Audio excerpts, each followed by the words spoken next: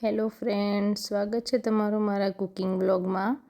આજે હું તમારી સાથે શેર કરીશ એકદમ હેલ્ધી અને ચટપટો નાસ્તો જે તમે બનાવીને સ્ટોર કરી શકો છો અને પછી સવારે ચા સાથે અથવા તો સાંજે કંઈક ચટર-પટર ખાવાની ઈચ્છા થાય ત્યારે ચાટ બનાવીને પણ ખાઈ શકો છો। તો ચલો મિત્રો, શરૂ કરીએ। સૌથી પહેલાં આપણે મગની દાળ લેવાની છે 1 કપ।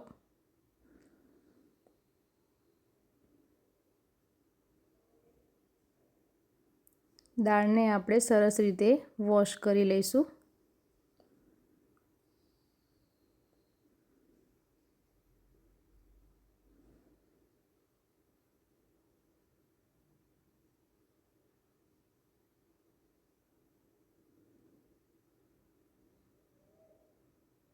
વોશ કર્યા પછી દાળને આપણે 1 કલાક માટે પલાળી રાખવાની છે। 1 કલાક પછી પલળી જાય, આ રીતે સરસ સોફ્ટ થઈ જશે। પછી આપણે એને મિક્સચરમાં એડ કરી અને પીસી લઈશું। એકદમ ફાઇન નથી પીસવાની, દરદરી પીસવાની છે।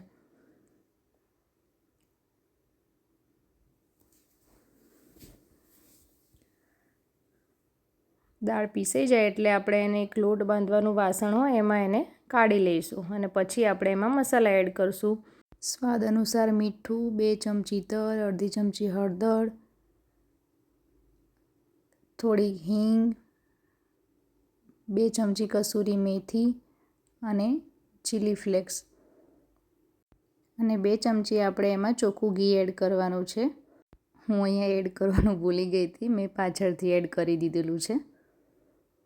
અને 1 પિંચ જેટલો આપણે એમાં સોડા એડ કરીશું અને અડધો કપ જેટલો મેં અહીંયા મેંદો એડ કર્યો છે। તમે એની જગ્યાએ સોજી પણ લઈ શકો છો અને પછી આ રીતે બધું જ એમાં મિક્સ કરી લેવાનું છે। અને હવે આપણે એમાં ઘઉંનો લોટ એડ કરીશું। જો તમે બધો જ મેંદો યુઝ કરવા માંગતા હોય તો પણ ચાલે, પણ મેં અહીંયા ઘઉંનો લોટ એડ કર્યો છે। 1 કપ જેટલો લોટ મેં અહીંયા યુઝ કર્યો છે અને એને આપણે સરસ લોટ બાંધી લેવાનો છે। આમાં આપણે પાણી એડ કરવાનું નથી, આ રીતનો સરસ લોટ બાંધી લેવાનો છે। 1 કપ ઉપર મારે બીજો અડધો કપ જેટલો લોટ યુઝ થયો છે। પછી આપણે એની આ રીતે મોટી રોટલી વણી લેવાની અને થોડીક થીક જ રાખવાની અને એને આપણે કોઈ પણ શેપમાં કટ કરી લેવાની। મેં અહીંયા કૂકી કટરથી આ રીતનો શેપ આપ્યો છે, તમે કોઈ પણ રીતનો શેપ આપી શકો।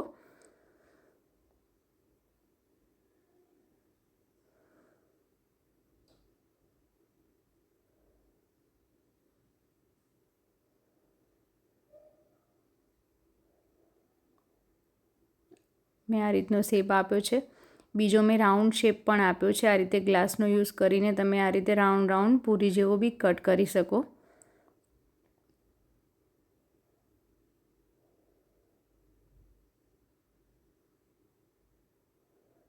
અને તમે એને સ્ક્વેર શેપમાં પણ કટ કરી શકો છો। આ રીતે બધા જ એને શેપ આપી દેવાના અને બધી જ વણી લેવાની છે પૂરી। અને સાઈડમાં આપણે તેલને ગરમ થવા મૂકી દેવાનું છે।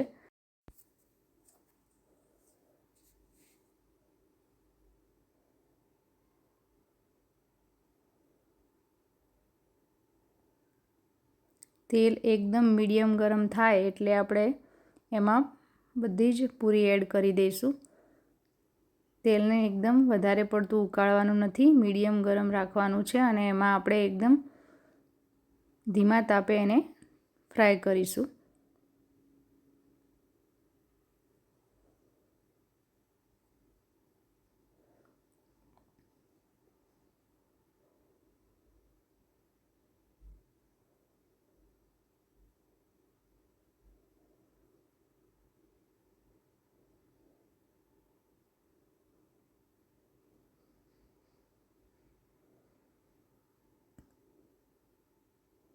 ગોલ્ડન બ્રાઉન થાય ત્યાં સુધી આપણે એને ફ્રાય કરવાના છે।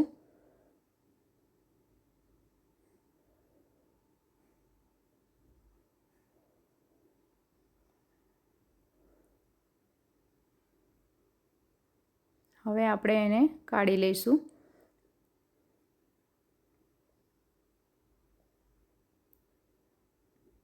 અને બીજી પૂરી પણ એમાં ફ્રાય કરવા એડ કરી દઈશું.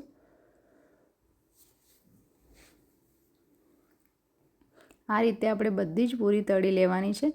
તમે જોઈ શકો છો કે કેવો સરસ કલર આવ્યો છે અને એકદમ ક્રન્ચી બની છે. આને તમે એઝ અ ચાટ બનાવીને ખાઓ તો પણ બહુ જ મજા આવે છે.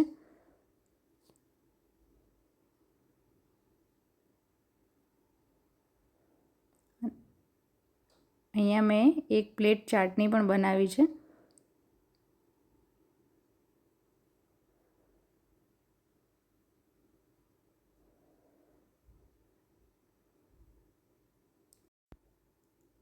મેં એમાં કાંદા એડ કર્યા છે, ટામેટાં એડ કર્યા છે. તમે તમારી મનપસંદ વસ્તુઓ એમાં એડ કરી શકો છો.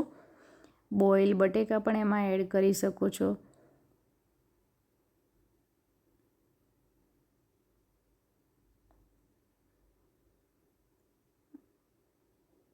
અહીંયા મેં ચણાની દાળ એડ કરી છે.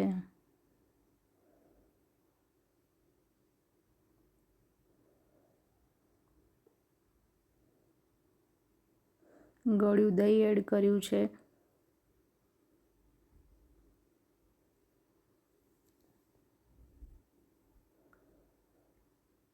મેં અહીંયા ટોમેટો કેચઅપ એડ કર્યો છે. તમે આંબલીની ચટણી પણ એડ કરી શકો છો. અને ગાર્નિશ કરવા માટે ઝીણી સેવ એડ કરી છે. ઉપરથી થોડું દહીં બી એડ કર્યું છે અને ચીલી ફ્લેક્સ એડ કર્યું છે. તમે તમારી મનપસંદ વસ્તુઓ આમાં બધી જ એડ કરીને ખાઈ શકો છો. મિત્રો, તમને મારી રેસીપી પસંદ આવી હોય તો મારી ચેનલને સબસ્ક્રાઈબ કરવાનું ભૂલતા નહીં અને લાઈક અને શેર જરૂરથી કરજો.